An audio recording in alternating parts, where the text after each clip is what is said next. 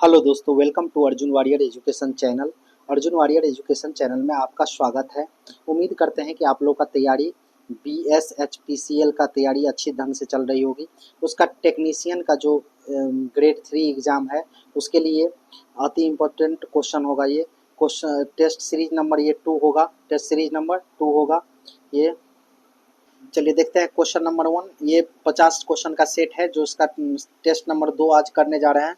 इसका देखिए question number 1 क्या कह रहा है आपका। क्वेश्चन नंबर 1 आपसे कह रहा है कि अल्टरनेटरो और स्टेटर कोर के निर्माण के संदर्भ में निम्न विकल्पों में से किसको छोड़कर बाकी आर्मेचर स्लॉट के प्रकार को दर्शाता है। तो देखिए आर्मेचर में जो स्लॉट का प्रकार है वो बकरिए और जिगजैग ओपन में नहीं होता है, तो ये आपका गलती हुआ। आपका सही क्या होगा इसमें, ये बंद फॉर्मेट में होता है, पूरा खुला होता है, अर्धबंद होता है, बट बकरिए में नहीं होता है। अब देखिए क्वेश्चन नंबर सेकंड क्या कर रहा है। देखिए क्वेश्चन नंबर सेकंड कर रहा है कि 6 pole DC generator, number of poles कितना है आपका 6 है, ठीक है। आगे आर्मेचर में जेड का वैल्यू आपका दिया है 600 चालक वाली वेव है तो 600। इसके बाद वाली वेव बैंडिंग यदि प्रति पोल फ्लक्स जो है आपका फाई का वैल्यू, ये फाई का वैल्यू कितना है 0.05 क्या है वेबर है। इसके बाद और गति जो है इसका कितना है, गति जो आपका इसका दिया हुआ है वो गति आपका दिया हुआ है n इक्वल टू जो है ये आपका दिया हुआ है 250 आरपीएम दिया हुआ है, ठीक है, 250 आरपीएम दिया हुआ है। अब देखिए एक चीज, जब डीसी जनरेटर का बात करते हैं तो एम्पियर जो होता है इसमें कितना 2 एम्पियर होता है, कितना होता है 2 एम्पियर होता है। अब हमको निकालना क्या है, तो आरपीएम है तो उत्पन्न विद्युत पागल मतलब बाइक ईएमएफ निकालना है, तो इसका इक्वल टू फॉर्मूला होता है आपका P five Z N by कितना 60 एम्पियर, ठीक है, ये फार्मूला होता है। अब देखिए पी का वैल्यू कितना है आपका 6। इसके बाद देखिए वेबर में 0.05 इंटू कितना 600 इंटू कितना आपका 250 आरपीएम बाई कितना है आपका 60 इंटू 2। इसको आप देखिए 6 10 जा ये कैंसिल हो जाएगा। अब कैंसिल हो जाएगा इसका, देखिए ये कैंसिल हो जाएगा 300 बार में।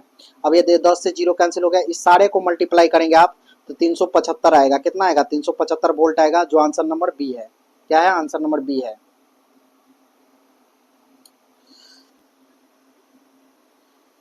निम्न में से कौन सा एक प्रकार का मोटर है जिसमें एक स्टेटर वाइंडिंग होती है, एक रोटर होता है जिसका बाउंड डीसी आर्मेचर जैसा होता है, कम्यूटेटर और बरसों का सेट होता है जो कि शॉर्ट सर्किटेड होते हैं और हर समय कम्यूटेटर के संपर्क में रहते हैं। ये कौन सा है, करा कि जिसमें से एक स्टेटर वाइंडिंग होता है, एक रोटर होता है जिसके बाउंड डीसी आर्मेचर जैसा कम्यूटेटर और बरसों का सेट होता है जो कि शॉर्ट सर्किटेड होते हैं और हर समय कम्यूटेटर के संपर्क में रहते हैं। ये आपका होगा जाएगा कौन सा, प्रतिकर्षण मोटर। इसका क्या आ जाएगा आंसर, प्रतिकर्षण मोटर।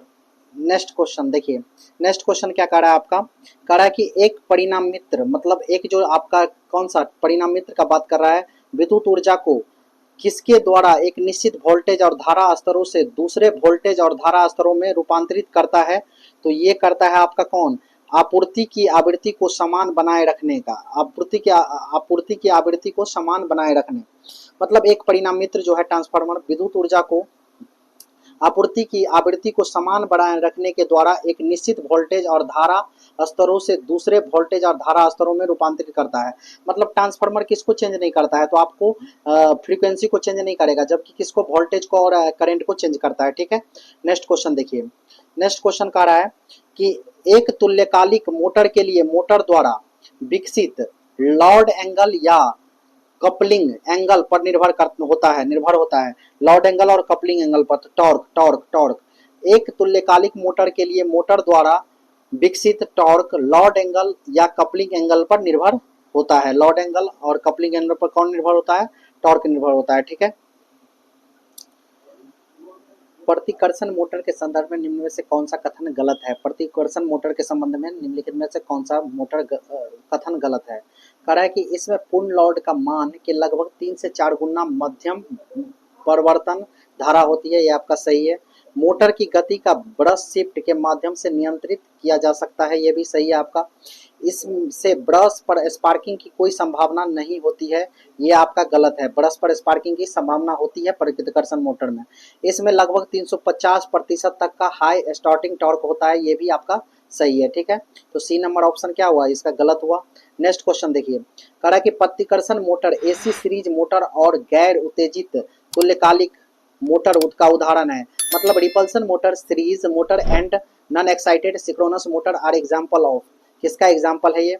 तो इसका एग्जांपल कौन सा है? तो इसका एग्जांपल है आपका प्रतिकर्षण मोटर और एसी सीरीज मोटर गैर उत्तेजित मतलब तुल्यकालिक मोटर का उदाहरण है आपका single phase motor. Single phase motor के कौन सा उदाहरण है? Single phase motor. कह रहा है कि यदि तुल्यकालिक कुंडली में 40 लूप और द्वितीय कुंडली में 8 लूप तो वोल्टेज होता है। तुल्यकालिक मोटर में 40 लूप है, द्वितीय कुंडली में 8 लूप है तो वोल्टेज होता है। तो voltage equal V2 by V1 equal to N2 by N1 equal to क्या है? K है, और बाई V1 आपका 8 बाई कितना है? N2 8 है, 8 बाई क्या है आपका? 8 बाई 40 है। अब इसको 8 बाई 40 को कैंसिल करेंगे तो 1 बाई 5 आएगा, ठीक है, 1 बाई 5 आएगा। अब क्रॉस मल्टीप्लिकेशन से आप करोगे तो V2 इक्वल टू क्या होगा? V1 बाई 5 आएगा। अब V1 बाई 5 होगा तो क्या होगा? ये वोल्टेज जो होगा 5 गुना स्टेप डाउन होगा, नीचे है तो डाउन होगा, वोल्टेज 5 गुना स्टेप डाउन होगा। ऑप्शन नंबर सी इसका आंसर होगा। 9 नंबर क्वेश्चन क्या कर रहा है? कंसंट्रेटेड पोल, नॉन कंपनसेटेड पोल, वितरित फील्ड, कंपनसेटेड टाइप, ये सभी निम्न में से किस प्रकार के मोटर का निर्माण विधि है? किस प्रकार के मोटर के निर्माण विधि है? जब हम बात करेंगे इसका तो ये आपका हो जाएगा यूनिवर्सल मोटर के, किसके? यूनिवर्सल मोटर के निर्माण विधि हो जाएगा, ठीक है।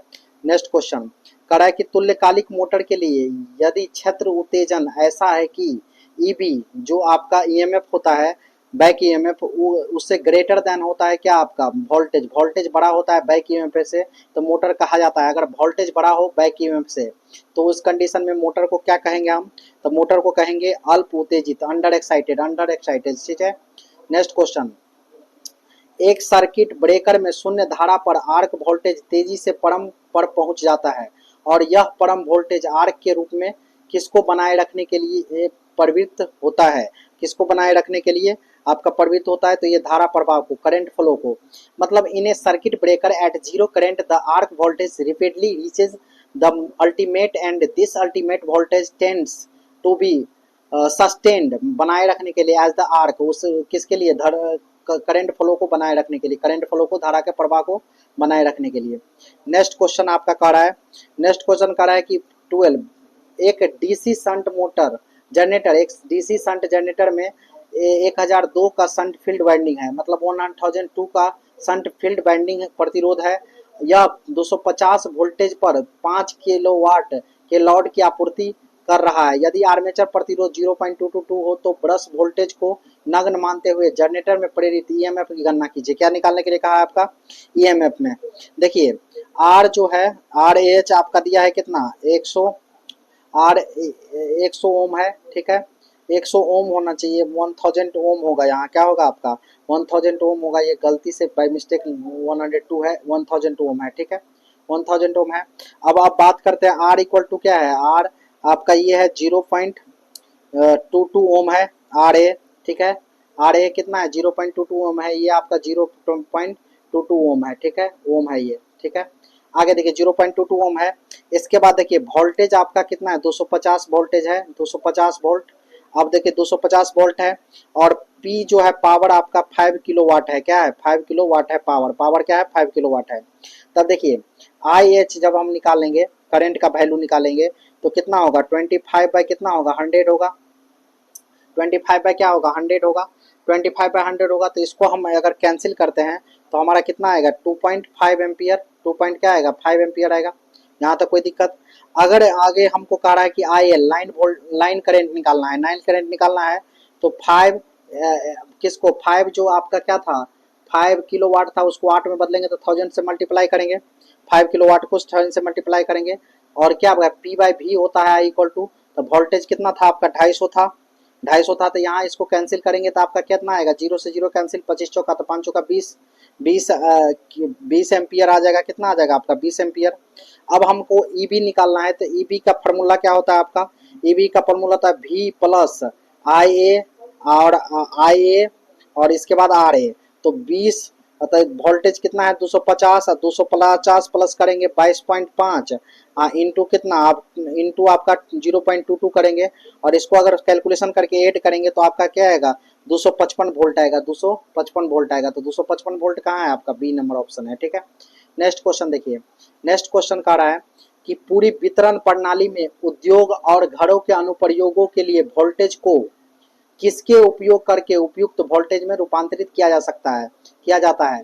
Throughout the distribution system the voltage for industry and household application is transferred to suitable voltage using, किसको करके करते हैं, तो तब हम बात करते हैं तो step down transformer, step down transformer का प्रयोग करते हैं। मतलब पूरी वितरण प्रणाली में उद्योग और घरों के अनुप्रयोगों के लिए वोल्टेज को स्टेप डाउन ट्रांसफार्मर का उपयोग करके उपयुक्त वोल्टेज में रूपांतरित करते हैं, ठीक है।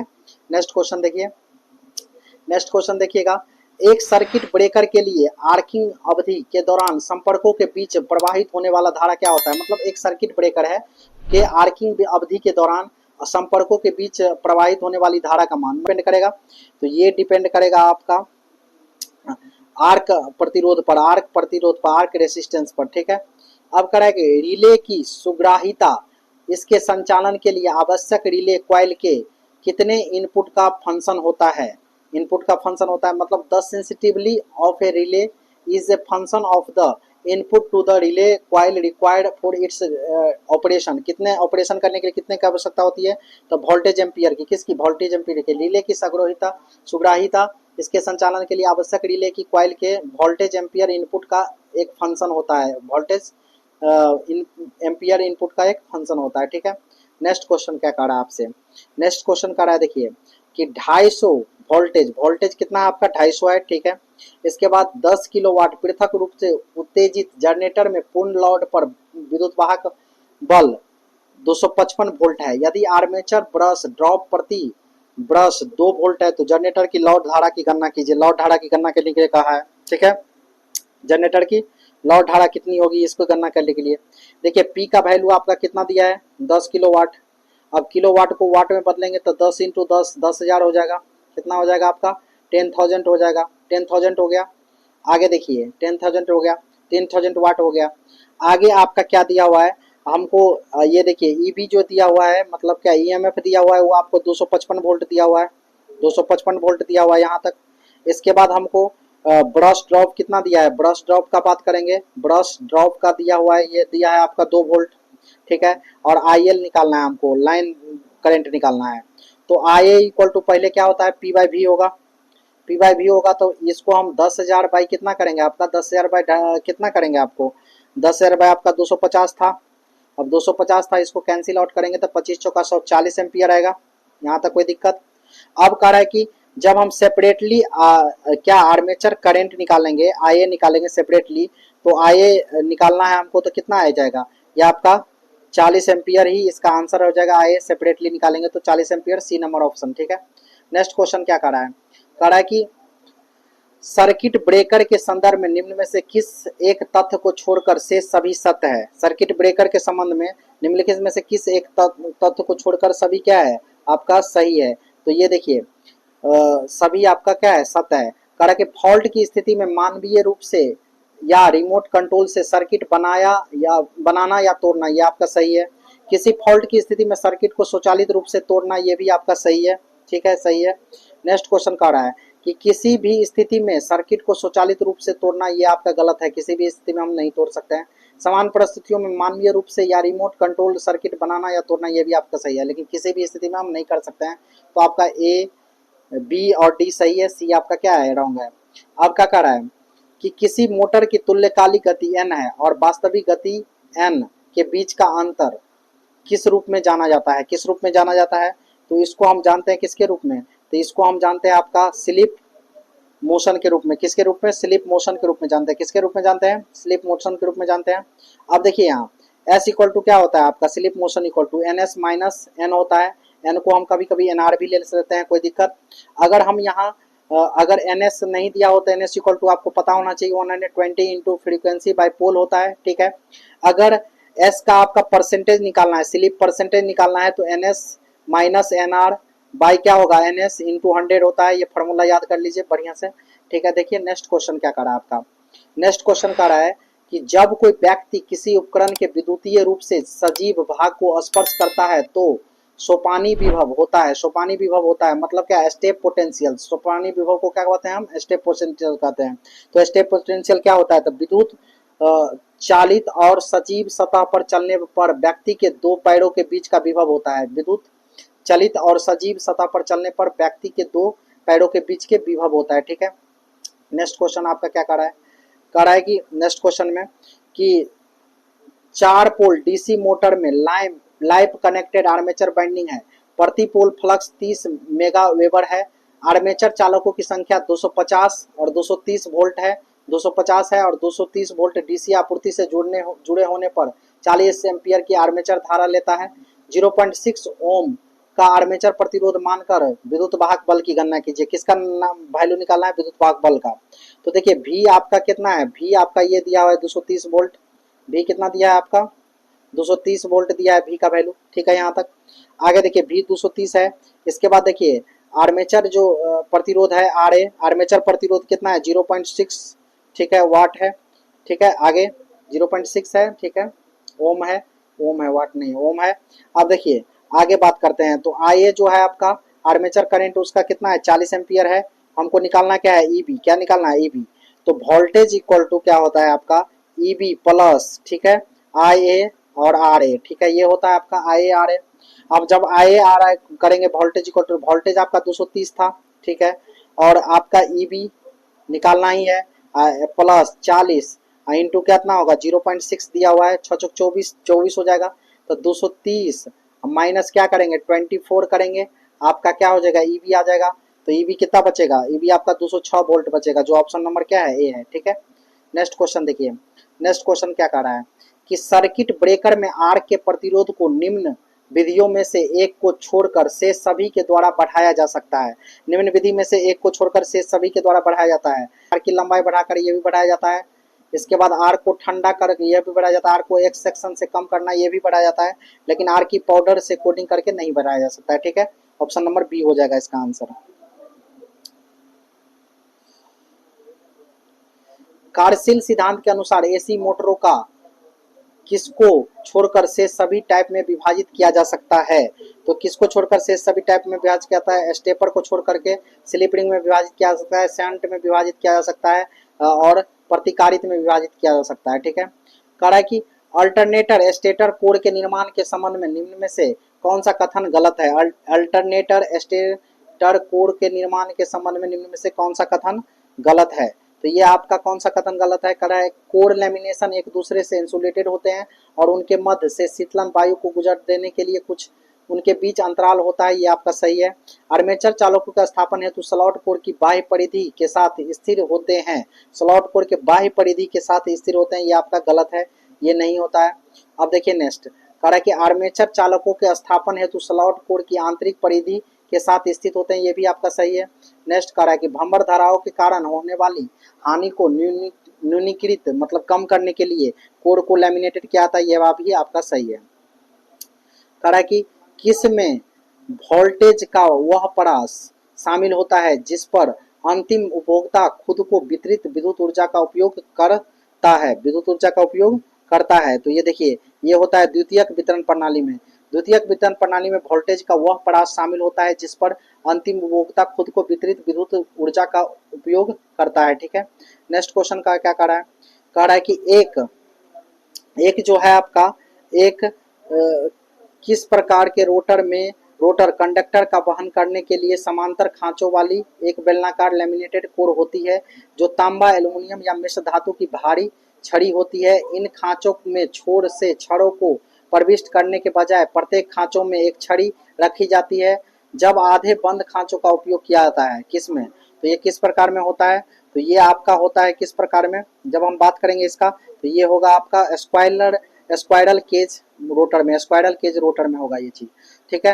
नेक्स्ट करा है सुरक्षात्मक रिले द्वारा अपने कार्यों को संतोषजनक ढंग से करने के लिए उसमें निम्न में से किसको छोड़कर शेष सभी गुणधर्म आवश्यक होते हैं। किसको छोड़कर शेष सभी गुणधर्म आवश्यक होते हैं, तो ये जटिलता को छोड़ करके सुरक्षात्मक रिले द्वारा अपने कार्यों को संतोषजनक ढंग से करने के लिए उसमें निम्न में से जटिलता को छोड़कर से सभी गुणधर्मों की आवश्यकता होती है। किसको छोड़कर के? जटिलता को। जबकि रियलिबिलिटी होता है आपका, इकोनॉमी होता है, सेंसिटिविटी होता है, मतलब विश्वसनीयता, किफायती और सुग्राहिता होता है। ठीक है, नेक्स्ट क्वेश्चन 27 नंबर कह रहा है कि आर्किंग टाइप के दौरान सर्किट ब्रेकर के संपर्क पर दिखाई देता है। कौन आर्किंग टाइम के दौरान सर्किट ब्रेकर संपर्कों पर दिखाई देता है? तो ये कौन दिखाई देता है? तो ये दिखाई देगा आपका आर्किंग वोल्टेज। आर्किंग वोल्टेज कौन दिखाई देगा? Arcing voltage. ठीक है, नेक्स्ट क्वेश्चन है आपका कि वितरण प्रणाली के वर्गीकरण की बात करें तो निम्न में से किस एक को छोड़कर से सभी मापदंडों पर आधारित होता है? किसको छोड़कर से सभी मापदंडों पर आधारित होता है? तो इसका बात करेंगे हम किसको छोड़ करके, तो ये देखिए आपका निर्माण का प्रकार, टाइप ऑफ कंस्ट्रक्शन ये होता है। ओवरलोड प्रणाली की प्रकृति, इसको छोड़ करके धारा की प्रकृति ये भी होता है। कनेक्शन की योजना होता है, लेकिन ओवर प्रणाली की प्रकृति को छोड़ करके से सभी पर होता है। ठीक है, नेक्स्ट क्वेश्चन है आपका ओवरहेड लाइन चालकों के लिए विभिन्न प्रकार के पोल और टावर वाली विशाल संरचनाएं क्या कहलाती है? तो विशाल संरचनाएं क्या कहलाती है? तो लाइन सपोर्ट कहलाती है। लाइन सपोर्ट कहलाती है। ठीक है, नेक्स्ट क्वेश्चन कह रहा है कि किसी इंडक्शन मोटर के लिए प्रति स्टेटर पोल फ्लक्स और रोटर धारा के गुणनफल के समानुपाती होता है। कौन? मतलब किसी इंडक्शन मोटर के लिए कौन प्रति स्टेटर पोल फ्लक्स और रोटर धारा के गुणनफल के समानुपाती होता है? तो ये होता है आपका बल गुण टॉर्क। क्या होता है? टॉर्क होता है। ठीक है, टॉर्क जो होता है वो डायरेक्टली प्रोपोर्शनल होता है किसका? डायरेक्टली प्रोपोर्शनल होता है फ्लक्स और किसका? फ्लक्स और करंट के क्या? करंट के मल्टीप्लाई का। ठीक है, स्टेटर के करंट का मल्टीप्लाई का डायरेक्टली प्रोपोर्शनल होता है किसका? ये हो गया। जहां पर क्या होता है फाई इक्वल टू क्या है? फ्लक्स है। I R equal to rotor का करंट है, रोटर का करंट है, धारा है, और T4 टॉर्क है। ठीक है, नेक्स्ट क्वेश्चन। अब यहाँ से हम एक और फॉर्मूला फिर से रिवाइज कर लेते हैं कि अगर आपको कहे कि हमको अगर स्लिप निकालना है, स्लिप, तो स्लिप निकालना है तो NS माइनस NR होगा। ठीक है, अगर हमको स्लिप परसेंट निकालना है, ठीक है, स्लिप परसेंट निकालना है तो NS माइनस NR बाई क्या? NS इंटू क्या हो जाएगा आपका? 100 हो जाएगा। क्या हो जाएगा? 100 हो जाएगा। चलिए देखिए नेक्स्ट कह रहा है कि नेक्स्ट में कह रहा है निम्न में से किसको छोड़कर से सभी टाइप के इंसुलेटर लोकप्रिय रूप से ओवरहेड लाइनों में प्रयुक्त होता है? किसको छोड़ करके से सभी क्या होता है? ओवरहेड लाइनों में प्रयुक्त होता है। तो ये आपका देखिए स्टेप टाइप जो होता है ये ओवरलाइन हेडों में प्रयोग नहीं होता है, जबकि पिन टाइप होता है ओवरहेड लाइन में प्रयोग। इसके बाद सस्पेंशन टाइप भी होता है, बट स्ट्रेन टाइप भी होता है, लेकिन आपका कौन सा नहीं होता है? तो आपका स्ट्रेस टाइप जो होता है वो ओवरहेड लाइनों में प्रयोग नहीं होता है, स्टेप टाइप इंसुलेटर। कह रहा है कि घरों इमारतों कारखानों निम्न पावर वर्क हेतु वायरिंग के लिए किसका उपयोग किया जाता है? घरों इमारतों तथा कारखानों में निम्न पावर वर्क हेतु वायरिंग के लिए किसका उपयोग किया जाता है? तो ये आपका किया जाता है पॉलीविनाइल क्लोराइड केबल का, पीवीसी क्लोराइड केबल का प्रयोग किया जाता है। ठीक है, पीवीसी क्लोराइड केबल का प्रयोग किया जाता है। ठीक है, आगे देखिए कह रहा है कि ऊर्जा की एक इकाई के उत्पादन की विधि और किसकी लागत पर निर्भर करती है? उत्पादन की वृद्धि और किसकी लागत पर निर्भर करती है? तो ये आपका पारेषण लाइन की हानि पर। ठीक है, कह रहा है कि निम्न में से कौन सा एक प्रकार का मोटर है जिसमें आवश्यक फेज स्प्लिटिंग प्रेरण द्वारा निर्मित किया जाता है और उसमें स्टेटर पर क्षेत्र कुंडली ध्रुव और एक स्क्वायरल केज प्रकार का रोटर होता है? ये कौन सा है? तो ये आपका है shaded pole single phase motor. ठीक है, नेक्स्ट क्वेश्चन कह रहा है कि फ्यूजिंग करंट और तार के व्यास डी के बीच का संबंध है जिसमें के एक स्थिरांक है, कांस्टेंट है, जिसे फ्यूजिंग स्थिरांक भी कहा जाता है। तो ये आपका क्या है? I इक्वल टू क्या होगा? के डी के पावर 3/2 आई इक्वल टू। तो ये कौन सा है आपका? ये आपका है ए नंबर है, और इसको आई बोलते हैं, 1 नहीं है। ठीक है, नेक्स्ट क्वेश्चन देखिए I इक्वल टू के डी टू द पावर 3/2। ठीक है, डी है क्या? फ्यूजिंग करंट, तार के व्यास डी है, के बीच संबंध है। ठीक, करंट आई है। ठीक है, नेक्स्ट देखिए अधिकांश रिले निम्न में से किस दो मुख्य सिद्धांतों पर काम करती है? अधिकांश रिले निम्नलिखित में से किस दो मुख्य सिद्धांतों पर काम करती है, कार्य करती है? तो ये होता है आपका विद्युत चुंबकीय आकर्षण और विद्युत चुंबकीय प्रेरण के सिद्धांत पर, विद्युत चुंबकीय आकर्षण और विद्युत चुंबकीय प्रेरण के सिद्धांत पर काम करती है। करा इंडक्शन मोटर के संदर्भ में एक दूसरे से 90 स्पेस डिग्री पर स्थापित दो समान वाइंडिंग वाला दो पोल स्टेटर को संदर्भित करता है, तो दो पोल स्टेटर को किसके रूप में संदर्भित करता है जब हम बात करेंगे इसका? तो ये होगा आपका दो फेज सप्लाई के रूप में, ठीक है। अब देखिए नेक्स्ट क्वेश्चन कह रहा है कि एक समकालीन मोटर के संदर्भ में निम्न में से कौन सा कथन गलत है? समकालीन मोटर के संदर्भ में निम्नलिखित में से कौन सा कथन गलत है? यह शक्ति गुणांक की एक विस्तृत श्रृंखला के तहत संचालित होने में सक्षम है, या शक्ति गुणांक के विस्तृत श्रृंखला के तहत संचालित होने में सक्षम है, ये आपका सही है। यह स्वाभाविक रूप से स्वयं प्रारंभ भी नहीं होता, ये भी सही है, प्रारंभ नहीं होता। इसके बाद यह समकालीन गति से चलता है, ये भी सही है। यह विविध गतियों पर चलता है, ये आपका गलत है, सिंक्रोनस स्पीड पर ही चलता है, तो इसलिए ये क्या है, डी नंबर गलत है, वेरियस स्पीड पर नहीं चलेगा। कह रहा है कि रिले सिस्टम को निम्न कारणों में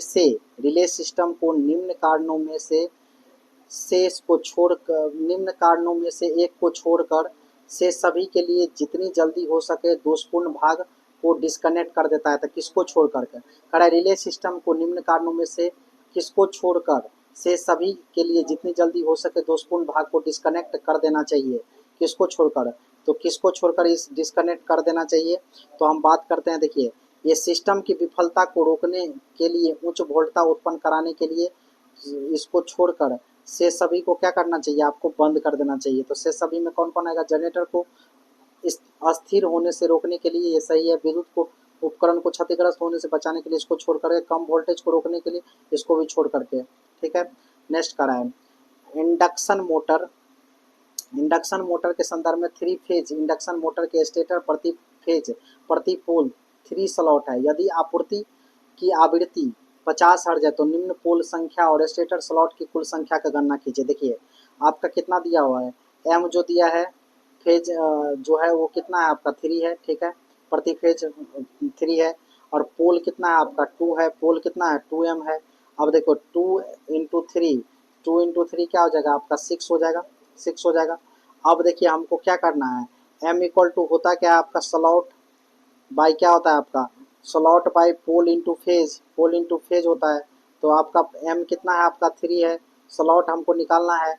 अब ये पोल इंटू फेज क्या है 6 इंटू थ्री करेंगे तो 18 हो जाएगा। तो स्लॉट्स क्या हो जाएगा 18 3 जा क्रॉस मल्टीप्लिकेशन करेंगे तो 54 हो जाएगा।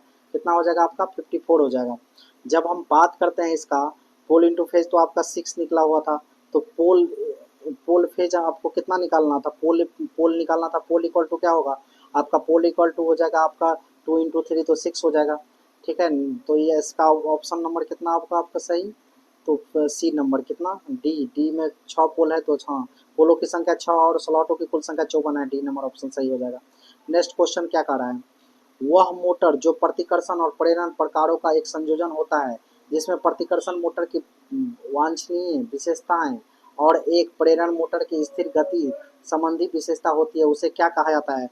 उसे हम क्या कहेंगे, तो उसे हम कहेंगे स्पाइरल केज प्रतिकर्षण मोटर। कह रहे कि फ्यूज के संदर्भ में कुल प्रचालन अवधि किसके द्वारा दी जाती है? फ्यूज के संदर्भ में कुल प्रचालन अवधि किसके द्वारा दी जाती है?